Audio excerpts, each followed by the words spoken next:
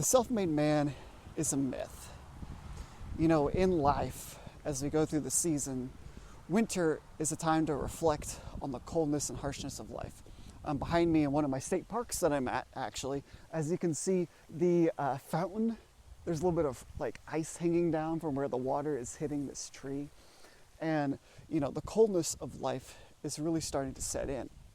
And during this time, I think people really start to think about and reflect as the holiday seasons come about, you know, the advantages and disadvantages in life that are among us and what they need to be thankful for.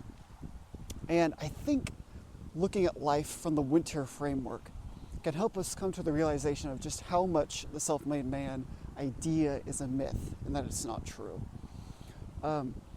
For those that believe in the self-made man, I feel like they put their pride above the society that they grew up in, right?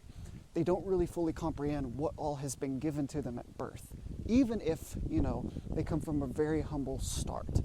I know here in my country, the United States, there's so much excess and so much has gone into, you know, our society that when we're born into it, we have an immense debt to our ancestors and those that came before us. For instance, just having a stable society in and of itself to do business, to have a home where we don't have to worry about national gangs or the government coming and taking our lands, you know, our houses or our businesses, is a massive, massive social safety network that I think we take for granted, if we're being honest. The fact that thousands of soldiers have given their lives freely in defense of our communities and our home, that we have police officers, firefighters, paramedics, and all first responders that are willing to, you know, put themselves at risk to keep a stable society.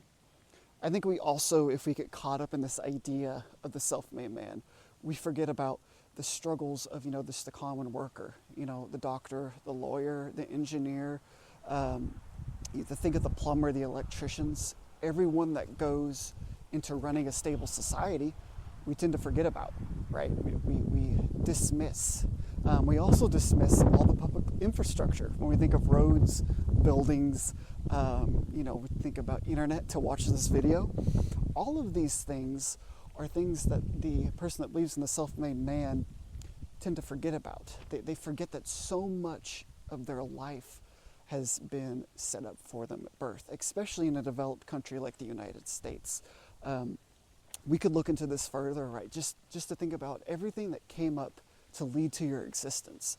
All of your grandmothers and grandfathers and all of their struggles and everything that brought you to a specific point in time to take advantage of the resources around you. I think people trivialize that and they get into this pride cycle where they don't realize how much has gone into their life. And this type of idea tends to seep into society and it affects how we think about economics and relations with other people. So, you know, looking at it from that economic and societal standpoint, a lot of times people end up belittling people who might not be as fortunate, right? People view them as being, you know, lazy or irrational. They view them as kind of lesser. But what we tend to forget is that each individual person has had a different set of circumstances leading up to their lives, right? So people, we don't know, they might have gone through abuse. They might not have a family network.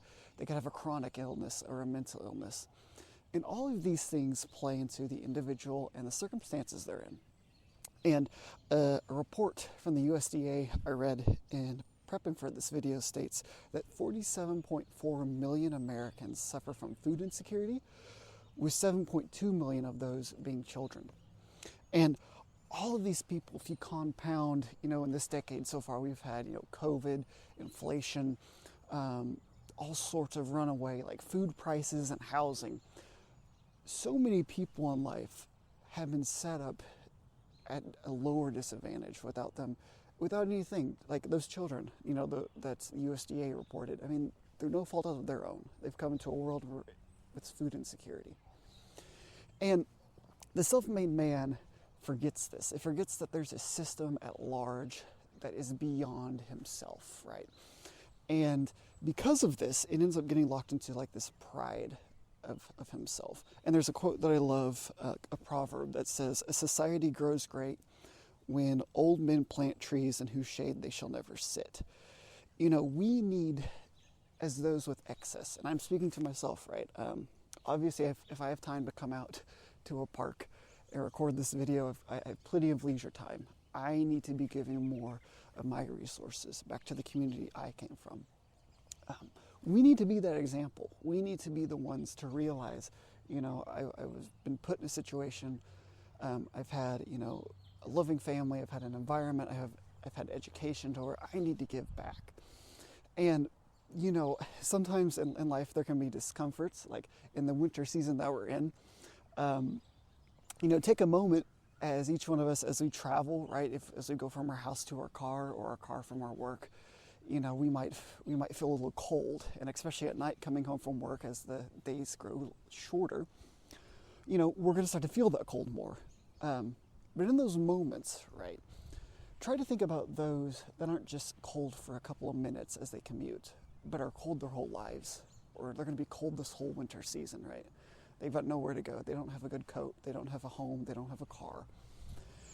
And try to realize that there's a world outside of yourself, right? That there's people suffering, and that we've been given resources to help those. And, in the holiday season, right, as cold as it is, there's always that warmth of giving and helping those around us. And I'd like to end on a quote here, or a Bible passage actually, that I think encompasses this framework. And it's 1 John 3:16-18.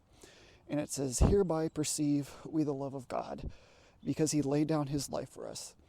And we ought to lay down our lives for our brethren.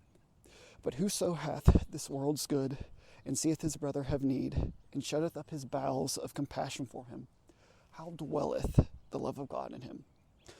My little children, let us not love in word, neither in tongue, but in deed and in truth."